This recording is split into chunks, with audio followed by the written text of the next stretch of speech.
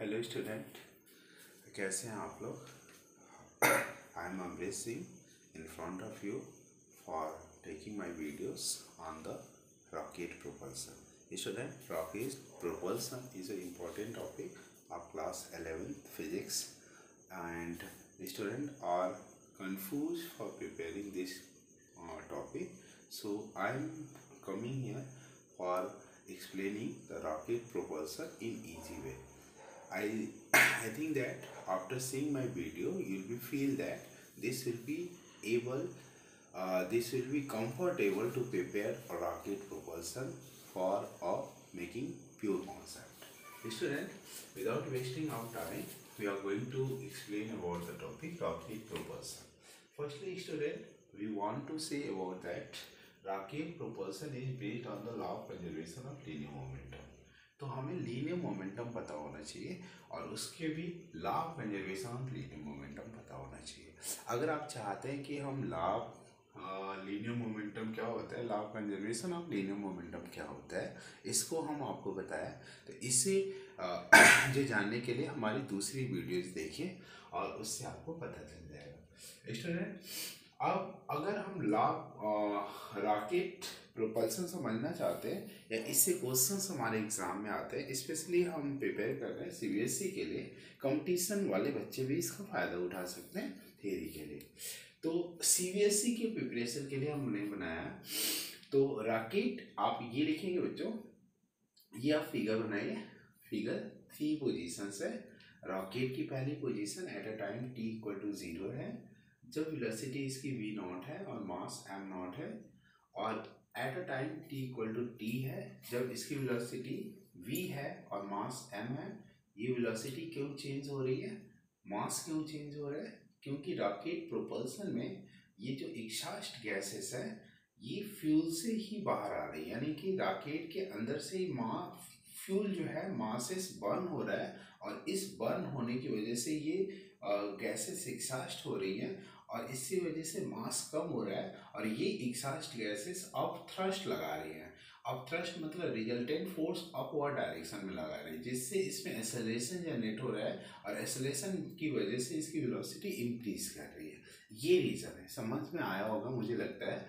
और फिर से मैं बता दे रहा हूँ, यहाँ पे मासेस चेंज होने का मतलब है कि ये रॉकेट जब रॉकेट के अंदर फ्यूल जो है बर्न हो रहा है, और वो बर्न फ्यूल मीन्स मास इसका डिक्रीज कर रहे हैं, और ये बर्न फ्यूल जो है गैसेस के फॉर्म में नीचे एग्जॉस्ट कर रहा है, जो एक अपथ्रस्ट लगा रहा है। अपथ्रस्ट लगाने की वजह से ये रिजल्टेंट फोर्स ऊपर लग रहा है, जिसके एक्सेलरेशन एराइज हो रहा है और इसकी वेलोसिटी बढ़ रही है तथा मासेस इसका कम हो रहा है। तो स्टूडेंट, मुझे लगता है समझ में आया होगा आपको। यहाँ पे दो जो है बिल्कुल क्लोज सिचुएशन दिखाई गई है, बिल्कुल क्लोज है। dt is very small time, okay. यहाँ पे अगर हम मान लेते हैं कि इसकी वेलोसिटी v है, मास इसका m है, यहाँ पे थोड़े से टाइम के बाद इसकी मासेस में इतनी कमी हो जाती है और इसकी वेलोसिटी में इतनी इंक्रीमेंट हो जाती है। ये कंडीशन सामने दिखाई गई है। अब हम आ जाते हैं बेटा, यहाँ पे समझते हैं इसको, ओके।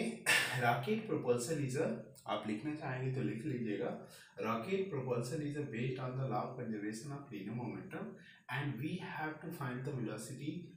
वेलोसिटी ये इंपॉर्टेंट है, हमारा एम क्या होगा, इसमें हम क्या फाइंड करना चाहते हैं, तो we have to find velocity of thrust and acceleration of rocket, okay. यही तो हमें फाइंड करना है। चलिए कैसे फाइंड करते हैं, तो ये law of conservation of linear momentum में बेस्ड होता है। तो अगर आप जानते हैं law of conservation of linear momentum कहता है, in the absence of external force the linear momentum of a system remains always constant. यहाँ तो कोई एक्सटर्नल फोर्स लग ही नहीं रहा था, यहाँ तो केवल ना रॉकेट का मोशन ही है, रॉकेट ही जो फ्री फोर्स लगा रहा है, रॉकेट ही लगा रहा है, मतलब एक्सटर्नल फोर्सेस तो लग ही नहीं रहा था। यहाँ पे क्या होगा, लीनियर मोमेंटम, इनिशियल मोमेंटम क्या होगा, फाइनल मोमेंटम के इक्वल ही होना चाहिए। इन दोनों केसेस में हम देखते हैं, इनिशियल मोमेंटम क्या होगा, linear momentum at a point T, at a T time T की बात कर लें, टी पे होगा। Linear momentum at a T plus D T, इस पे ले लेते हैं। तो लीनियर मोमेंटम में टी क्या होगा, एम वी होगा, क्योंकि मास इसका एम है और वी है। अगर आपको कंफ्यूजन हो रहा है कि इसमें गैस इसको क्यों नहीं ले रहे हैं, ये गैस एग्जॉस्ट कर रहा है यहाँ पे वीजी वेलोसिटी से नीचे की तरफ, तो इसकी वेलोसिटी को इसके मोमेंटम को क्यों नहीं ले रहा है। तो स्टूडेंट मेरा तर्क, और ये एकदम 100% आपको मानना चाहिए कि हम इसको अभी नहीं ले रहे हैं बेटा, हम केवल और केवल ले रहे हैं इसकी वेलोसिटी को, मतलब इसको ले रहे हैं कि इस स्टैंड पे गैसेस तो निकली, उसके कारण मोशन हुआ इसका, लेकिन इसकी गैसेस को नहीं ले रहे हैं, लेकिन ये इनिशियल हम पॉइंट ले रहे हैं मास और वेलोसिटी को। लेकिन अब इसके बाद इसकी कंडीशन हम लेंगे कि इसमें जो गैसेस निकली तो ये इनिशियल हो जाएगा, ये फाइनल हो जाएगा। ओके, तो finally at a time T plus D T में क्या हो जाएगा, मास ये हो जाएगा, देख रहे हैं मासेस कम हो जाएगा, फिल्म के फॉर्म में कुछ गैसेस एग्जॉस्ट कर जाएगी, नीचे निकल जाएंगी, और इसकी वजह से जो अपथ्रस्ट एराइज होगा इसका वेलोसिटी बढ़ जाएगी। तो यहाँ पे वेलोसिटी ये हो गई, और गैसेस का भी हमने ले लिया यहाँ पे फाइनल, तो ये डीएम गैसेस निकली यहाँ पे, जिसकी वजह से डीएम इसका मास कम हुआ, तो ये हो जाएगा, ये अपोजिट डायरेक्शन में इसलिए नेगेटिव हो जाएगा। तो ये हो गया आपका, इसको सॉल्व करिए, ये एम वी हो गया, इसका मल्टीप्लाई करिए एम वी, और इसका फिर इसमें मल्टीप्लाई करिए एम डी वी, फिर इसका इसमें करिए माइनस वी डी एम, फिर इसका इसमें करिए minus D M D V हो जाएगा, और फिर इसका जो है इसमें करिए वी जी डी एम हो जाएगा।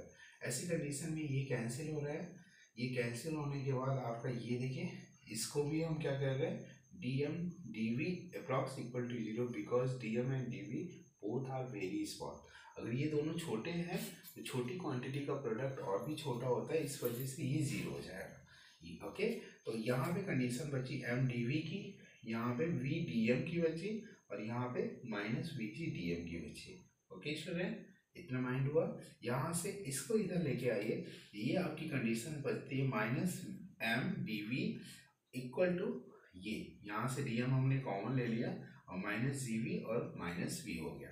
स्टूडेंट यहाँ पे हम इक्वेशन 1 बनाते हैं, और इसका सपोजिशन हम कुछ करते हैं, क्या मान लेते हैं, but relative velocity of exhaust gases with respect to rocket, exhaust gases क्या थी, नीचे की तरफ आ रही थी, तो इसकी रिलेटिव वेलोसिटी, इसकी साइन क्या है, नेगेटिव है, इसकी relative velocity with respect to rocket, rocket की वेलोसिटी कितनी है, v है, तो with respect to velocity. Okay, आपको कॉन्सेप्ट ये पता होना चाहिए, relative velocity of gases with respect to rocket equal to velocity of rocket gases, sorry, with respect to rocket. तो यहाँ पे क्या है स्टूडेंट, ये कॉन्सेप्ट है आपका, यहाँ पे vg इसकी डायरेक्शन नीचे है इसलिए नेगेटिव मैंने लिया है, और वेलोसिटी ऑफ रॉकेट कितना है, v है, इसलिए v मैंने लिया है। ये कॉन्सेप्ट आपका रिलेटिव वेलोसिटी का कॉन्सेप्ट क्लियर होना चाहिए, होगा भी आप लोगों को, अगर नहीं है तो आप रिलेटिव वेलोसिटी में वॉच कर सकते हैं, देख सकते हैं। ओके स्टूडेंट, यहाँ पे इक्वेशन 2 बनाया मैंने, और इसको इससे इक्वेशन में पुट करा, तो फ्रॉम इक्वेशन 1 एंड 2 ये आपका फंडा बन जाता है। ये फंडा बनने के बाद आपका ये conditions minus M D V equal to U D M हो जाता है। अब यहाँ पे हम क्या करें, एम से डिवाइड कर दें, तो D V equal to minus U D M upon M हो जाता है। अब हमें यहाँ पे इंटीग्रल लेने की बारी है, इंटीग्रल ले, ओके, जा रही है वी नॉट से वी तक, तो इंटीग्रल ये डी वी कहाँ जाएगा, वी नॉट से वी तक, और ये मासेस कहाँ से कहाँ तक जा रहे हैं, एम नॉट से एम तक जा रहे हैं, तो इसका इंटीग्रल ऐसे होने वाला है। ओके, अब इंटीग्रल रूल अगर आप नहीं जानते स्टूडेंट, तो यहाँ पे एक मेथड मैंने लिखा है, इंटीग्रल रूल मेथड। इस मेथड को आप देख लीजिए, इंटीग्रल ऑफ एक्स की पावर एन डी एक्स क्या होता है, एक पावर यहाँ पे इंक्रीज कर जाता है, एक्स की पावर एन प्लस 1 हो जाता है, जो पावर होती है वही अपॉन में भी हो जाता है। ओके, और इसकी लिमिट लग जाती है ए टू बी। अब हम क्या करते हैं, डिनोमिनेटर को बाहर करते हैं और इसमें लिमिट लगा देते हैं, ये चीज़ होगी। अब ये पॉइंट नंबर 1, पॉइंट नंबर 2, इसका डी एक्स अपॉन एक्स का लॉग एक्स हो जाता है, limit of upper limit minus lower limit, और लॉग की डेफिनेशन से, लॉग के रूल से ये हो जाता है लॉग बी अपॉन ए हो जाता है।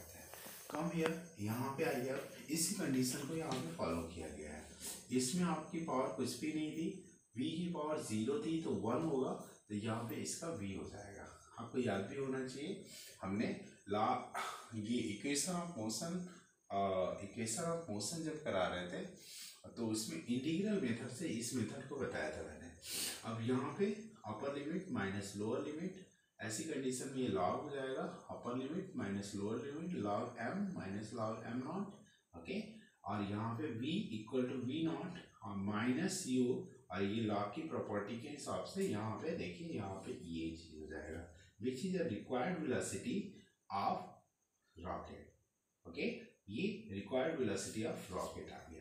अब हमें पढ़ना है अपथ्रस्ट क्या होता है। अपथ्रस्ट बिल्कुल आसान है। अपथ्रस्ट क्या होता है, एक फोर्स होता है, तो force equal to Newton second law of motion m into a होता है, acceleration m into a, acceleration. Acceleration मतलब the rate of change of velocity with respect to time, okay, m dv upon dt। तो थोड़ा यहाँ पे देख लेते हैं स्टूडेंट, इस कॉन्सेप्ट से यहाँ पे देख लेते हैं m dv अपॉन dt, इसमें दोनों तरफ dt से डिवाइड कर दीजिए, तो आपको minus u dm upon dt मिल जाएगा। और ये वैल्यू आप यहाँ पे m dv अपॉन dt, ये वाली वैल्यू यहाँ पे रखिए, minus u dm upon dt, minus u dm upon dt, which is required up thrust and minus dm upon dt rate of loss of masses. जो loss of masses rocket में हो रहा है वो चीज़ है।